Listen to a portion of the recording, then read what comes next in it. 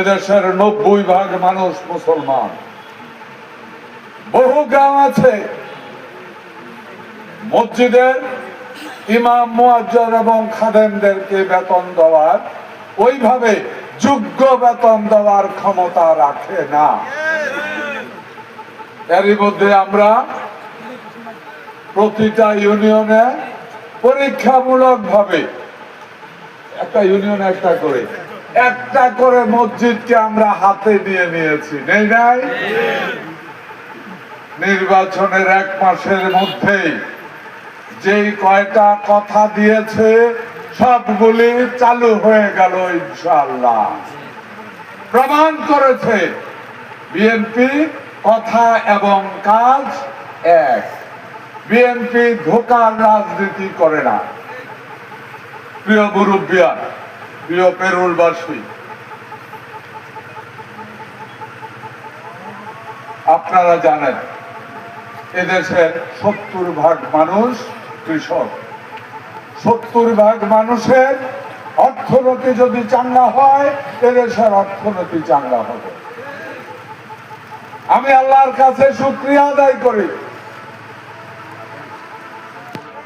মাননীয় প্রধানমন্ত্রী আমারে বলছিল, আমার যে মন্ত্রী বানানো ভাই জানতাম না, হেসা কথা বললাম আপনার। অনেকে আছে না, আমি আইসি আপনি আরে বাদ খান, এরকম ঘটনা হয়ে গেছে। আমারে মন্ত্রী বানানোর 3 দিন আগে টেলিফোন করছে, করে কয় আপনার আইডি কার্ডটা দেন। তাই মনে করলাম যে ঘটনা গীতা, মন্ত্রী বানানোর আগে আইডি কার্ড লাগে, এটা তো আর জানি না। এর আগে মন্ত্রী হয়েছি নাকি? মন্ত্রী তো আর হইল, তো ডরে ডরে দিছি আইডি কার্ডটা। একদিন পরে জিজ্ঞাসা করলাম, ভাই আইডি কার্ড কি জন্য নিলেন? শক্ত মামলা দিতেছেন কি কোনো? আরে না, ভালো খবর আছে। তারপরে জিজ্ঞাসা করলাম, কি ভালো খবর? আপনি আগামী কালকে ওত নিতে হবে। আমি সরাসরি বললাম, ভাই মন্ত্রী বানাইবেন আলহামদুলিল্লাহ, আমি যেটা পছন্দ করি এরকম মন্ত্রিত্ব যদি না হয় দিলেও আমি মুক্তি দিতাম না। আমি কোনো হাত দ্বারা এই কাম হইতো না, আমি বাদ দিলাম। বলে যে আপনার পছন্দটাই, কারণ মাননীয় প্রধানমন্ত্রী জানে আমি কৃষি কাজ পছন্দ করি। আজকে আপনারা যারা আমাকে কোথাও ধরবেন দেখতে, আমি মাইলে কোনো কম মাটি কাটি অন্য মাথার মাঝে আধা মন না ভাবি, অন্তত 20 কেজি হইলেও, আর 15 কেজি হইলেও মাথা তুই সারা উঠে এই বিশ্বাস আর আছে। বুড়ো তো হইল, ওর বাচ্চে বুড়ো হইল।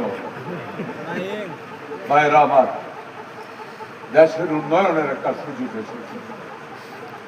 বিএনপি বিশ্বাস করে 70% মানুষ কৃষক, 70% মানুষের অর্থনীতি যদি চাঙ্গা হয়, এদেশের অর্থনীতি পৃথিবীর সবচাইতে শক্তিশালী অর্থনীতিতে রূপান্তরিত হবে।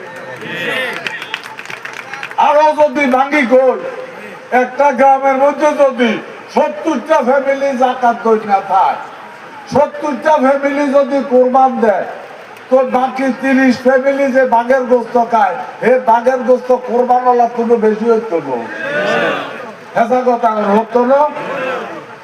একটা গ্রামের ভিতরে যদি 70% মানুষ, দেশের 70% মানুষের অর্থনীতি যদি শক্তিশালী হয়, বাকি 30% মানুষ অর্থনীতি এমনিতেই শক্তিশালী হয়ে যাবে।